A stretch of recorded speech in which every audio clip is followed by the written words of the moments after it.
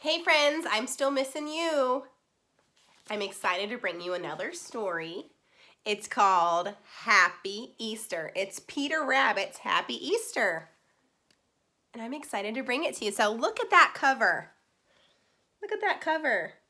We've been talking about bunnies this week, haven't we? Here we go. Listen. Peter Rabbit was feeling very sorry. As he had been a very naughty little bunny yesterday, he had snuck into Mr. McGregor's garden, though his mother had clearly told him not to, and he lost his quite new blue jacket. He lost his jacket. Do you think that was a good idea or a bad idea to do something his mom told him not to? Bad idea.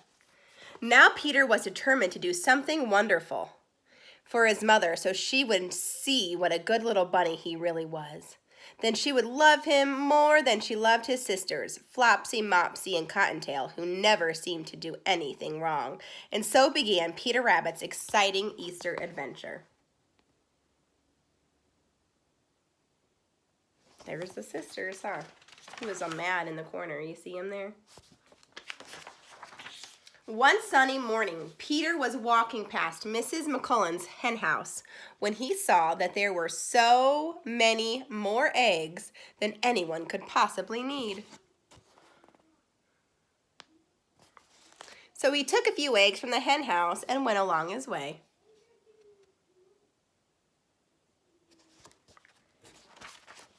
By and by, Peter walked past Mr. Holloway's hen house, where he saw that there were many, many, many more eggs than anyone could possibly need. So what do you think he's going to do, friends? What do you think he's going to do? What do you think? Yeah, I do too. I think he's going to take some. So he took a few eggs from Mr. Holloway's hen house and he went along his way. Not much later, Peter walked past Mrs. Jones's hen house and saw once again that there were many, many, many more eggs than anyone could possibly need. So he took a few eggs from Mrs. Jones' hen house and went on his way. Look at him getting eggs there. Uh-oh, the cow and the ducks. Or the hens. Those are hens, aren't they? All right, there he is again. By noon, Peter had gathered an enormous number of eggs, which he carried to his home at the bottom of the very big fir tree.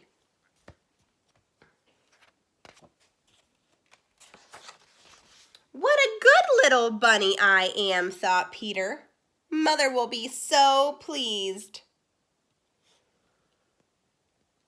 As many of you have guessed, Peter was not the tidiest of little rabbits. As he tried to be carefully stack the eggs against the wall, several jars of paint, yellow, orange, red, and purple and green, toppled all over.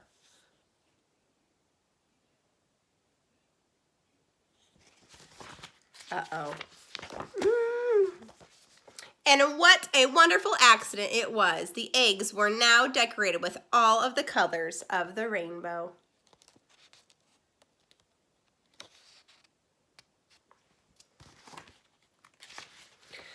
Presently, old Mrs. Rabbit returned from the baker's to find a house full of painted eggs. I gathered them just for you, Peter said. Gathered them just for you. Now, my dear, said old Mrs. Rabbit, quite amazed by the inventiveness of her son's mischief, while I appreciate your good intentions, you should not take what isn't yours. You really must return these eggs to their owners. So what do you think he's going to do?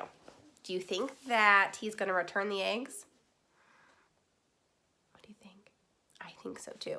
Now, will the eggs be the same or different than they were when he first got them? Yeah, they're going to be different. Let's see what happens next. So that night, Peter returned every one of the colorful eggs. And the next day, Mrs. McCullens and Mr. Holloway and Mrs. Jones' children, along with all the other children of the neighborhood, were delighted by what they found scattered in their gardens. And as it happened to be Easter Sunday, the once quite naughty Peter Rabbit started a new tradition and earned himself a respectable new name, and Peter Rabbit became the Easter Bunny. The end.